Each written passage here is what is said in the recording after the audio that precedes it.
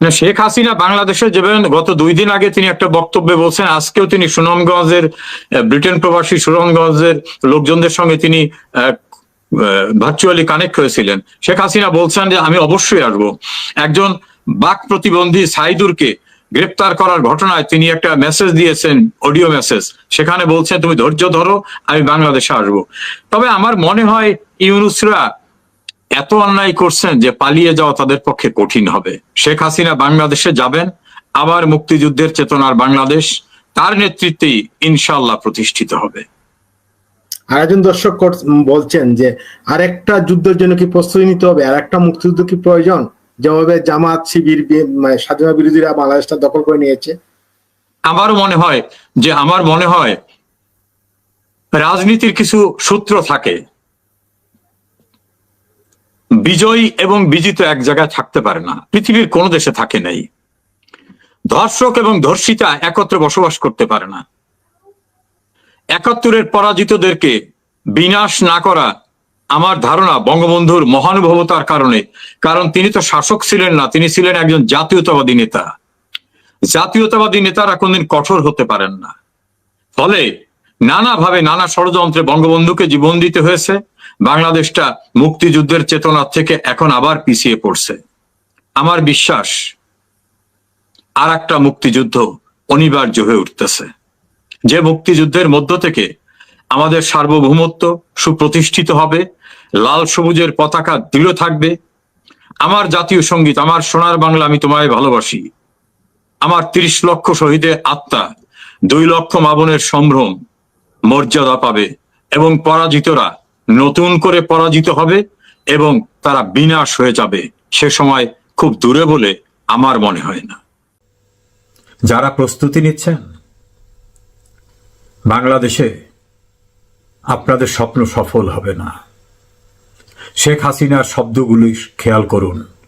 অতি সম্প্রতিও তিনি বলছেন আমি দেশে আসব, প্রত্যেকটা অপরাধের বিচার করব। শেখ হাসিনা যেটা বলেন উনি সেটা করেন। যুদ্ধাপরাধীদের বিচার করতে ওনাকে এমনকি মুক্তিযুদ্ধের পক্ষের অনেকেও নিবৃত্ত করতে চেয়েছিলেন, বলেছিলেন এত সাহস করা ঠিক হবে না। উনি করে দেখিয়েছেন। রাজনীতির পথ এবং পট পরিবর্তন কখন যে কিভাবে এসে যায় এটা বাস্তবতা না দেখলে অনেকে বিশ্বাস করতে পারে না। বিশ্বমোড়ল খ্যাত একটি দেশ যা চাইতো সেটাই হতো, সেটাই তিনি সবাইকে মানতে বাধ্য করতেন, প্রায় সবাইকে মানতে বাধ্য করতেন। সম্প্রতি চীনে অনুষ্ঠিত একটি সংগঠনের সভা থেকে দৃশ্যমান হয়েছে ভ্লাদিমির পুতিন, রাশিয়ার প্রেসিডেন্ট, চীনের প্রেসিডেন্ট শি জিনপিং, ভারতের প্রধানমন্ত্রী শ্রী নরেন্দ্র দামোদর দাস মোদী উচ্ছ্বসিতভাবে চলছেন এবং আরো কিছু সরকার ও রাষ্ট্রপ্রধান তাদের সঙ্গে। সামাজিক যোগাযোগ মাধ্যমের একটি ভিডিওতে দেখা যায় অসহায়ের মতো একা দাঁড়িয়ে আছেন পাংশুবর্ণ মুখ করে পাকিস্তানের প্রধানমন্ত্রী শাহবাজ শরীফ। এটা একটি সিগন্যাল চীনের সঙ্গে ভারতের দীর্ঘদিনের বিরোধ এবং দূরত্ব।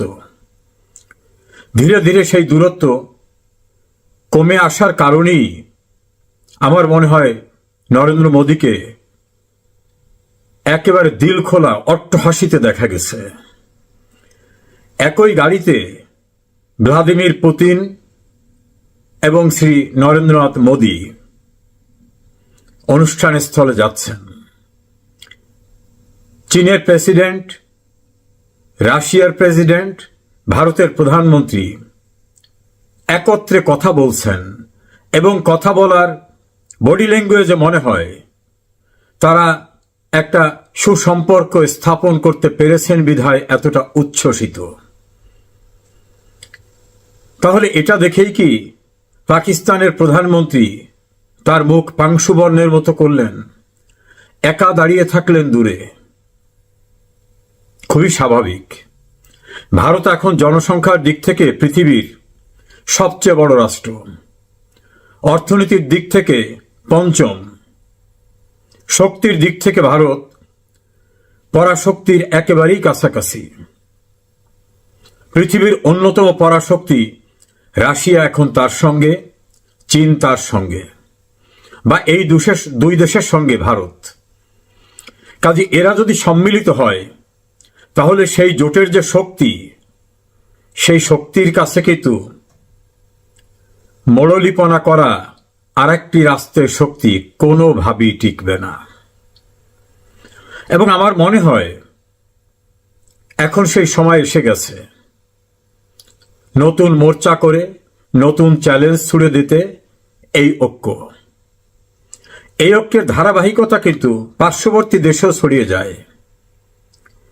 পাকিস্তানের নির্ভরশীলতা ছিল চীনের উপর অনেকটা, আমেরিকার উপর অনেকটা। শেখ হাসিনা সরকারকে সরিয়ে দেওয়ার পরে ভীষণ আনন্দে উৎসাহিত হয়ে বাংলাদেশে আনাগোনা খুব করেছিলেন।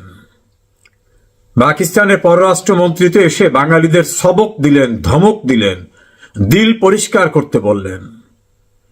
মুক্তিযোদ্ধারা বলছে দিলে এত কষ্ট, এত রক্তক্ষরণ, মা বোনের সম্ভ্রম লুটে নেওয়া, আমার ৩০ লক্ষ মানুষের রক্ত শুষে নেওয়া, শহর নগর বন্দর ধ্বংস করা, এই কষ্ট যে দিলে, সেই দিলটা পরিষ্কার হবে কিভাবে? দেশের ভিতরে থাকা পাকিস্তানের অনুসারীদের কারু কারু ওই মন্ত্রীর সঙ্গে সাক্ষাতের সময় দেখা গেছে করমর্দন করে হাত আর ছাড়ছেন না, মনে হয় যেন কি পেয়ে গেছেন অমৃত। একজন মন্ত্রী, তিনি আর কিছু না, তিনি পাকিস্তানের প্রধানমন্ত্রী না, প্রেসিডেন্টও না। বিএনপির মহাসচিবও টিম সহ দেখা করলেন, মনে হয় যেন বিশ্বের কোন ক্ষমতাধর রাষ্ট্রের প্রধানমন্ত্রী বা রাষ্ট্রপতির সঙ্গে দেখা করছেন। এরকম অনেকগুলি ঘটনা প্রবাহ শাহবাজ শরীফের পাংশুবর্ণের চেহারা দেখার পরে বাংলাদেশে তাদের যারা উত্তরসূরি আছেন, অনুসারী আছেন, তাদের ভালো লাগার কোনো কারণ নেই। সীমান্ত নিয়ে ভারত এবং চীনের সমস্যা সমঝোতায় চলে গেছে, এমনই খবর বাইরে এসেছে। তাহলে তাদের শক্তির ঐক্য এবং তার সঙ্গে রাশিয়া, এই ঐক্যবদ্ধ শক্তিকে মোকাবেলা করতে হলে যা কিছু দরকার তা নিয়ে পাকিস্তানের পাশে কেউ দাঁড়াবে বলে মনে হয় না। পাকিস্তান নিজেই বিপন্ন। পাকিস্তানের আর্থিক অবস্থা, অবকাঠামোগত অবস্থা, আইন শৃঙ্খলা পরিস্থিতি, গণতন্ত্র সবই তো ধ্বংস হওয়া। বাংলাদেশে এসে মাতুব্বরি দেখানো, বাংলাদেশে এসে কর্তৃত্ব ফলানো, বাংলাদেশের মানুষদের সবক দেওয়া এবং ধমক দেওয়া, আর সেই সবক এবং ধমক দেখে বাংলাদেশের ভিতরে যারা উচ্ছ্বসিত হয়েছিলেন তারা কি বুঝতে পেরেছেন পরিস্থিতি কোন দিকে যাচ্ছে? রাজনীতির পথ এবং পরিক্রমা কখন কিভাবে রূপান্তর হয় তা কিন্তু বলা যায় না। ২০২৪ সালে আওয়ামী লীগ নির্বাচন করে স্বস্তির নিঃশ্বাস ফেলেছিলেন। তাদের অনেকেই ধারণা করেছিলেন আর কোনো সংশয় নেই। যদিও প্রধানমন্ত্রী শেখ হাসিনা প্রতিনিয়তই আমার ধারণা সংশয়ে ছিলেন এবং তিনি সবসময় উচ্চারণ করতেন যে সরকারকে ফেলে দিতে চায় একটি বড় দেশ। তিনি বিভিন্নভাবে তার ব্যাখ্যা করতেন এবং তাদের প্রতিনিধি ইউনূস সম্পর্কে তিনি কথা বলতেন, মুক্তিযুদ্ধের চেতনার কথা বলতেন। তখন অনেকে বলতেন ইনি ক্ষমতায় থাকার জন্য ইউনূসের বিরোধিতা করতেছে, আর মুক্তিযুদ্ধের চেতনা চেতনা বলতে বলতে উনি চেতনার ব্যবসায়ী হয়ে গেছেন। সেই ব্যক্তিরা এখন কি বুঝেছেন শেখ হাসিনার অনুপস্থিতিতে মুক্তিযুদ্ধের চেতনা বাংলাদেশে জিরো থাকে, -0 হয়ে যায়, মুক্তিযোদ্ধারা লাঞ্ছিত হয়, পাকিস্তানিরা উজ্জীবিত হয়ে ওঠে, জয় বাংলা স্লোগান দেওয়ার অপরাধে প্রতিবন্ধী মানুষটাকেও জেলে যেতে হয়, মুক্তিযোদ্ধারা একত্রিত হলে একত্রিত হওয়ার অপরাধে তাদেরকে সন্ত্রাস দমন আইনে কারাগারে যেতে হয়। একজন মুক্তিযোদ্ধা বিএনপি করা সত্ত্বেও তার পথ চলে যায়, তার বাড়ির সামনে গিয়ে অশ্লীল অশ্রাব্য ভাষায় স্লোগান দেওয়া হয়। একজন সাংবাদিক মঞ্জুর আলম পান্না, স্বাধীনতার সপক্ষে কথা বলার অপরাধে কারাগারে। ঢাকা বিশ্ববিদ্যালয়ের আইনের অধ্যাপক হাফিজুর রহমান কার্জন শুধু সংবিধান সমুন্নত রাখার কথা বলতে গিয়ে কারাগারে। যারা শেখ হাসিনাকে চেতনা ব্যবসায়ী বলতেন তারা বুঝেছেন শেখ হাসিনা না থাকলে বীর শ্রেষ্ঠরা সম্মানিত হয় না, মুক্তিযোদ্ধাদের সম্মান থাকে না, মুক্তিযুদ্ধ জাদুঘর থাকে না, ধনী দরিদ্রের ব্যবধান দূর হয় না, হিন্দু মুসলিম বৌদ্ধ খ্রিস্টানের সাম্প্রদায়িক সম্প্রীতির বাংলাদেশ থাকে না, বঙ্গবন্ধু থাকে না, মুক্তিযুদ্ধের ৩০ লক্ষ শহীদের সবকিছু মুছে দিয়ে রিসেট বাটন করে নতুন করে পাকিস্তানি স্টাইল চালু করতে চায়। যারা শেখ হাসিনাকে অভিযুক্ত করে বলতেন উনি একা বঙ্গবন্ধুর মালিক, উনি একা জয় বাংলার মালিক, ওনার হাতেই শুধু বাংলাদেশের স্বাধীনতার চেতনা নিরাপদ, প্রশ্ন তুলতেন। শেখ হাসিনা তো দেশে নেই। কই আপনাদের কাউকে তো টু শব্দ করতে দেখছি না, প্রেস ক্লাবের সামনে জন ২০ লোক নিয়ে সেমিনার করতেও তো দেখছি না, বড় বড় বিবৃতি দিতেও তো দেখছি না। দেশের বিবৃতিজীবীরা কোথায় হারিয়ে গেলেন? বোঝা গেল। এর সঙ্গে যুক্ত করে বলি, রাজনীতির পথ এবং পরিক্রমা কখন বদলাবে কেউ জানে না। বাংলাদেশে ডাকসুর নির্বাচন হতে যাচ্ছে। এই সর্বপ্রথম ভিন্ন ধারার পরাজিত শক্তিরা ডাকসুতে আসার সম্ভাবনা। শেখ হাসিনা দেশে থাকলে এই ঔদ্ধত্য, শেখ হাসিনার রাজনীতি দেশে থাকলে এই ঔদ্ধত্য কখনো তারা দেখাতে পারত না। শেখ হাসিনার সমালোচনা করা খুবই সহজ, কিন্তু শেখ হাসিনা যা করেছেন এর ধারে কাছেও কেউ যে যেতে পারেন না তা কি ২০২৪ সালের ৫ আগস্টের পর থেকে অনুধাবন করতে পারছেন আপনারা? বাংলাদেশে যারা উচ্ছ্বসিত হয়েছিলেন পাকিস্তানের আনাগোনা দেখে, বেশি উচ্ছ্বসিত হওয়ার দরকার নাই। সরকার গঠন করে স্থিতিশীল অবস্থায় থাকা শেখ হাসিনার সরকার হঠাৎ একটা দমকা ঝড়ে কেমন হয়ে গেল। যারা প্রস্তুতি নিচ্ছেন বাংলাদেশে আপনাদের স্বপ্ন সফল হবে না। শেখ হাসিনার শব্দগুলি খেয়াল করুন। অতি সম্প্রতিও তিনি বলছেন আমি দেশে আসব, প্রত্যেকটা অপরাধের বিচার করব। শেখ হাসিনা যেটা বলেন উনি সেটা করেন। যুদ্ধাপরাধীদের বিচার করতে ওনাকে এমনকি মুক্তিযুদ্ধের পক্ষের অনেকেও নিবৃত্ত করতে চেয়েছিলেন, বলেছিলেন এত সাহস করা ঠিক হবে না। উনি করে দেখিয়েছেন। বঙ্গবন্ধুর খুনিরা, জেল হত্যার খুনিরা, বুদ্ধিজীবী হত্যার খুনিরা কি দুর্দণ্ড প্রতাপশালী হয়ে উঠেছিল। তাদের বিচার করে শেখ হাসিনা দেখিয়েছেন তিনি যা বলেন তিনি তা করেন। কেউ কেউ তো বলে বাপের বেটি। ব্যারিস্টার মওদুদ আহমদ একবার বলছিলেন শেখের বেটি, ও যা চাইবে ও তাই করে। অ্যাটলিস্ট অন্তত আপনারা মুক্তিযুদ্ধের চেতনায় যারা বিশ্বাস করেন, বিভিন্ন দল ও মতে আছেন, নীরবে নিভৃত একবার ভেবে দেখেন মুক্তিযুদ্ধের বাংলাদেশ বিনির্মাণে শেখ হাসিনা যে অভিযাত্রায় ছিলেন সেই অভিযাত্রা ছাড়া আর কোনো বিকল্প নাই। এখনো সময় আছে, ঐক্যবদ্ধ হতে হবে। ঐক্যের কোনো বিকল্প নাই, না হলে সাম্প্রদায়িক শক্তি আমাদের গিলে খেয়ে ফেলবে। নিশ্চয়ই সেটা আমরা হতে দিতে পারি না। রাজনীতির পথ এবং পরিক্রমা দমকা হয়, অনেক সময় ভেসে যায়। বাংলাদেশ এত রক্ত দিয়ে স্বাধীনতা অর্জন করছেন, এটা বিফলে যাবে না।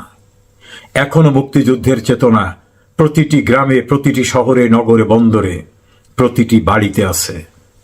অত্যাচার করে, নির্যাতন করে, কারাগারে পাঠিয়ে ২১ বছর রাষ্ট্র ক্ষমতার বাইরে রাখা আওয়ামী লীগ আবার ঘুরে দাঁড়িয়েছে। আওয়ামী লীগ ফিনিক্স পাখির মতো শেষ হয়ে ধ্বংস থেকে আবার জেগে ওঠে। যারা মুক্তিযুদ্ধের চেতনায় বিশ্বাস করেন, আমি বলবো সব ভুল ত্রুটি ভুলে ঐক্যবদ্ধ হন। আপনাদের ঐক্যের মধ্য থেকেই কিন্তু স্বাধীনতা এসেছিল। সেই ঐক্য আবার দৃঢ় করতে হবে। স্বাধীনতা বিরোধীদেরকে বিনাশ করার জন্য। পৃথিবীর বড় শক্তি যারা বাংলাদেশকে স্বাধীন হোক চায় নাই, এমনরাও কিন্তু এখন আশা করি বুঝতে পেরেছেন কোন অবস্থানে এসেছে। সেদিন খুব দূরে নয়, প্রয়োজনে আরেকটি মুক্তিযুদ্ধ হবে। মুক্তির লড়াই তো শেষ হয়ে যায় না। সে লড়াইয়ে না হয় আমরা আবার আমাদের সর্বোচ্চ ত্যাগ স্বীকার করব। এখনো বঙ্গবন্ধু কন্যা শেখ হাসিনা আছেন। তার অভিজ্ঞ রাজনৈতিক দূরদর্শিতা, তার প্রজ্ঞা, তার অভিজ্ঞতা, তার দূরদৃষ্টি নিশ্চয়ই আমাদেরকে কাঙ্ক্ষিত লক্ষ্যে পৌঁছে নিয়ে যাবে। আমি আমার দলের নেতা কর্মী সহ যারা মুক্তিযুদ্ধের চেতনায় বিশ্বাস করেন, তিনি যে দলই করেন না কেন, যিনি লাল সবুজের পতাকায় বিশ্বাস করেন, মুক্তিযুদ্ধের অসাম্প্রদায়িক বাংলাদেশে বিশ্বাস করেন, হিন্দু মুসলিম বৌদ্ধ খ্রিস্টানের বাংলাদেশে বিশ্বাস করেন, যারা বঙ্গবন্ধুর আদর্শে বিশ্বাস করেন, মনে রাখতে হবে বঙ্গবন্ধু কোনো ব্যক্তি না, বঙ্গবন্ধু একটা আদর্শ, বঙ্গবন্ধু একটা বিশ্বাস, বঙ্গবন্ধু একটা দর্শন। বঙ্গবন্ধু পরাধীনতার শৃঙ্খল ভাঙার একটা পাথেও আপনারা বিশ্বাস হারাবেন না, আত্মবিশ্বাস রাখবেন, নিজেদের ভিতর কাদা ছোড়াছুড়ি করবেন না, দয়া করে কোনো গ্রুপিং করবেন না। আজ দুঃসময়, শেখ হাসিনার চেয়ে তো বেশি ক্ষতিগ্রস্ত আমরা কেউ হইনি, শেখ রেহানার চেয়ে বেশি ক্ষতিগ্রস্ত আমরা কেউ হইনি। কাজী আমাদের শক্তি সঞ্চয় করে ঘুরে দাঁড়াতে হবে। ইনশাল্লাহ আমাদের ভালোবাসার সংগঠন আপনারাই সবচেয়ে বড় সম্পদ, আওয়ামী লীগের সবচেয়ে বড় সম্পদ তৃণমূলের নেতাকর্মীরা। আপনাদের ঘিরেই কিন্তু শেখ হাসিনা অন 11-এর জিনজির থেকে মুক্ত হয়েছিলেন। আপনাদের কারণেই কিন্তু পাকিস্তানের কারাগার থেকে ফাঁসির রায় হবার পরে বঙ্গবন্ধু ফিরে এসেছিলেন। ইনশাআল্লাহ আবার আমাদের সেই অমিত শক্তির অধিকারী শেখ হাসিনা অন্ধকার থেকে আলোকবর্তিকা হাতে নিয়ে অপ্রতিরোধ্য গতিতে এগিয়ে বঙ্গবন্ধুর স্বপ্নের বাংলাদেশ কায়েম করবে, যেখানে আমি আপনি আমরা সবাই সমৃদ্ধ বাংলাদেশের সুযোগ সুবিধা ভোগ করব। এটাই আপনাদের কাছ থেকে আমার প্রত্যাশা। হয়েছিল যে একেবারে ব্যালান্সের মানে দরিদ্রকে বিনাশ করার কাছাকাছি চলে আসছিল। আর বিশ্ব ব্যাংকের রিপোর্ট, এই সরকার আমলে 28 লক্ষ লোক, যার ভিতরে 17 লক্ষ নারী নতুন করে দরিদ্র হয়েছে। তাহলে ওই যে প্রবৃদ্ধি বললাম আর বেকারত্ব বাড়ার কথা বললাম। থার্ড, অর্থ উপদেষ্টাকে ইন্টারভিউ করেছিলেন খালেদ মহিউদ্দিন। তিনি বলছিলেন যে শেখ হাসিনার সময় অর্থের যে পলিসিটা ছিল এটাকে সঠিক ছিল। তিনি বলছেন যে হ্যাঁ সঠিক ছিল। অর্থনীতির অবস্থা কি খুব খারাপ ছিল? তিনি বলছেন না, মোটামুটি ভালো ছিল। এখন তিনি বলছেন যে অর্থনীতির অবস্থা শূন্যের কোঠায়। তাহলে শেখ হাসিনার আমলে এই উপদেষ্টা, এই বাংলাদেশ ব্যাংকের গভর্নর, তারাই বলছেন শেখ হাসিনার সময় অর্থনীতি সঠিক পথে ছিল, বাংলাদেশ ব্যাংকের রিজার্ভ প্রপার ছিল। আর এখন তারা বলতেছেন একেবারে তলানিতে চলে গেছে।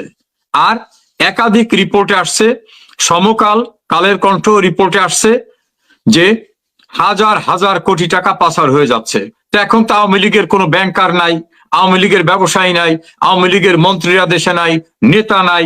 আওয়ামী লীগের নাম গন্ধ শুনলে তাদের ব্যাংকের 500 টাকার চেক হলে ডিজনার করে।